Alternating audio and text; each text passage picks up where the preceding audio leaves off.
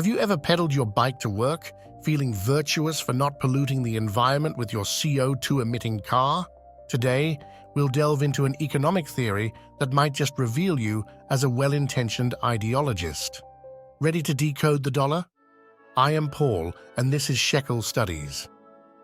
In his book, The Green Paradox, German economist Hans-Werner Sinn uncovers the unintended consequences that can arise when societies and governments unilaterally enact policies to reduce carbon emissions.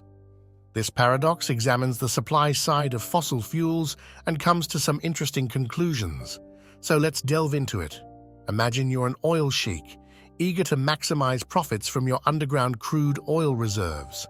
To influence global prices, you collaborate with other suppliers and form an organization with significant sway over oil markets. This organization is what we know today as OPEC. As a member of OPEC, you understand that offering fewer barrels of oil will drive the price up, earning more money per barrel, but possibly less money overall. Conversely, if you supply a larger quantity, you'll make less per barrel, but may increase your total revenue. Simple, right? But hold on to your barrels. It's not that straightforward. Price formation on global markets has at least two sides. In our scenarios, we assumed that demand remains constant, meaning buyers will purchase the same amount of barrels year after year. But that's like assuming Mark Zuckerberg is a human being. It is obviously not entirely true.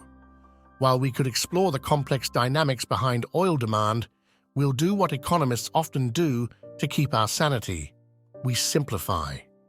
Let's focus on the European Union's demand, as it's at the forefront of environmental policies. Suppose the EU aims to ban non-electrical cars by 2035, reducing the region's crude oil demand in the coming years. As the EU accounts for roughly 15% of global crude oil demand, you, as an oil sheik, must factor this into your plans. If all else stays the same, which it won't, but let's pretend, oil prices will drop due to decreased demand. You'll have to supply more oil at a lower price to compensate for the loss. Even worse, you may start to worry about whether people will want your oil in the future, leading to a rush to sell it quickly.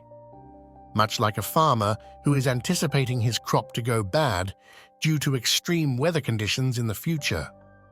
The unintended result of policies to reduce carbon emissions might be a short-term increase in worldwide carbon emissions, assuming only part of the global demand implements these policies.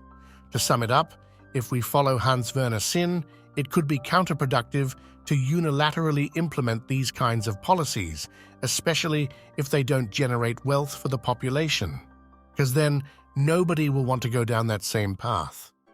Thank you for your attention. You were watching Shekel Studies, and now, as always, may your theories prosper and your investments grow. We'll meet again on next week's show.